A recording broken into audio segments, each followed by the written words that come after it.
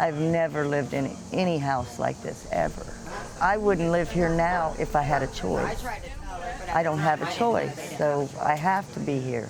It's not any place I would choose to bring my grandchildren or my children. This is not anything that I would ever want anybody to have to live in. Nobody should have to live in a house like this. Nobody. Elizabeth Hall has lived in this Midland Avenue duplex for 2 years, and she has repeatedly asked the landlord to repair the property. I have bed bugs really bad, and his solution was for me to turn up my heat and just block off all the doors and windows, which some of the windows upstairs they're broke. They were broke when I moved in, but he was supposed to come and fix my kitchen. My kitchen's what's really, really bad. And right here there was supposed to be one of those, but it was broken.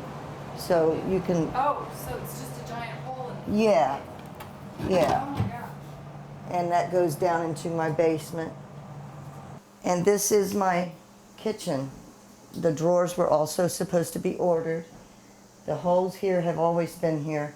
This back here is a pipe that used to drain from the neighbor's house over to this house. And that's why all of this is rotten and, get back baby, it's all rotten and it still leaks, so I have to have a bucket underneath it. And the ceiling has been like that since I moved in. He said it would just take a little bit of work to fix it, but it never happened. In the backyard, Hall shows us a hole leading to an old cistern. The hole is full of water. Now, mind you, I have all kinds of grandchildren, plus the children in the neighborhood always come here to play. My neighbor called the city about it because she has grandchildren too, and they said it was the landlord's responsibility. There was a hole in the ground. I told had the city come out back in April. They said it was the landlord's responsibility. The landlord told them to put a board over it with a cedar block. There's like 12 kids that play in that backyard at that moment. Them kids get curious. They're gonna move stuff. They could have fell down there. Some of these kids, you wouldn't even know they were gone. That was his solution, is to cover it with a piece of wood and a brick. The landlord is Joseph Allora, All rise. who has appeared in court dozens of times. Franklin County Municipal Court is now in session with the Honorable Dan Hawkins, presiding over the Environmental Division. During a court appearance on October 30th, Joseph Allora. the judge threw the book at him for not correcting housing code violations at his properties.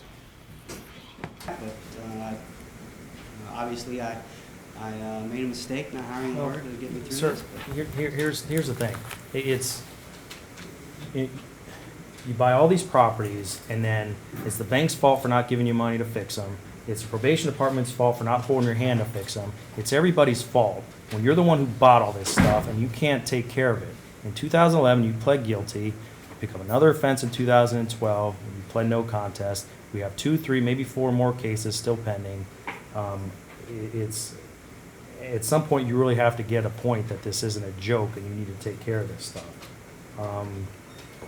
The court's going to go ahead and revoke your probation, your PNC.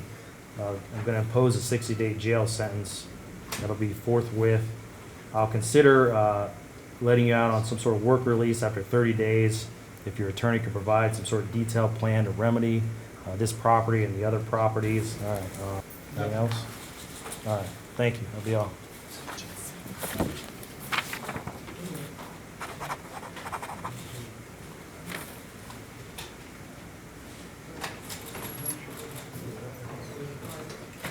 This guy, he's an ass, pardon my language, but he's an ass. He doesn't take care of his property. That man didn't care. That's why I have no shame for him. He act like my puppy bit him one day, talking about, oh, your dog bit me. I'll give him something to bite, baby. I'll give him something to bite. I think it should be condemned because I don't think he'll do anything to fix it. He's never going to get the bed bugs out of the walls because, like I said, I've got air mattresses and they still bite us. There needs to really be a word different than slumlord, one that's much worse than that. because we've all become really inoculated against that word. And that word now is also the butt of jokes. When someone buys a house in a marginal neighborhood, it's a joke. So-and-so is becoming a slumlord. It really doesn't carry with it the absolute horror that goes with it if you're a tenant for some of these people. Here's the floor. That's one of the holes. And there's the hole around the drain that, and see, all of this was like this when I moved in. I didn't, he was supposed to come and fix it and never did. And there's the hole right here that goes down into the, see, you can look right down the hole and see my dining room. Perhaps one of the answers is to take a lot of this out of the civil realm and put it in the criminal realm. And see, up there is holes, and that's where the pigeons all live. There's a lot of pigeons. A lot of people think that increased penalties help, and I'm not sure in all instances that's true, but it's certainly true that if you have an individual who's not complying with the law, threatening jail time is the effective way to get their attention. And this porch, I told him the other day that it was broken, and his idea was just to leave it. So my neighbor kid across the street come over with that big board and put it over it so we could at least step on it and I didn't fall through. I suggested to them they need more code officers. I think at one time they had 60 code officers and they're down to 43. They don't have enough code officers.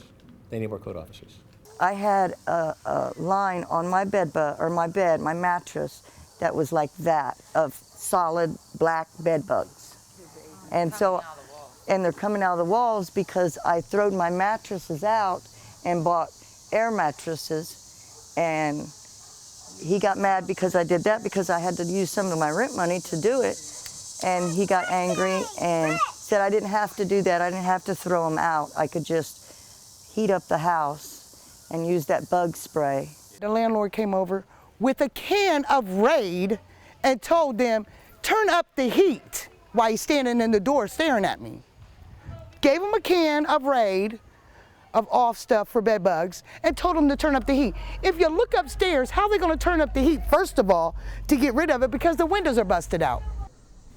After the judge's sentencing, as he was being led away from the courtroom in handcuffs to begin serving a 60-day jail sentence, Alora was asked to respond to those charges. That's not true. But this guy he just doesn't want to do anything, but he wants his money.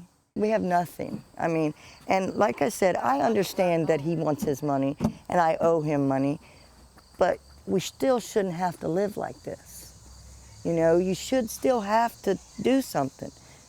After the Midland Avenue home was declared unfit for habitation in September, Elizabeth Hall was forced to move from the property. She now lives with neighbors. Alora is one of about 100 offenders who ignored orders to fix their properties for so long, the city needed to file criminal and civil charges against them. Mayor Michael Coleman says neglectful property owners are the #1 contributor to neighborhood blight.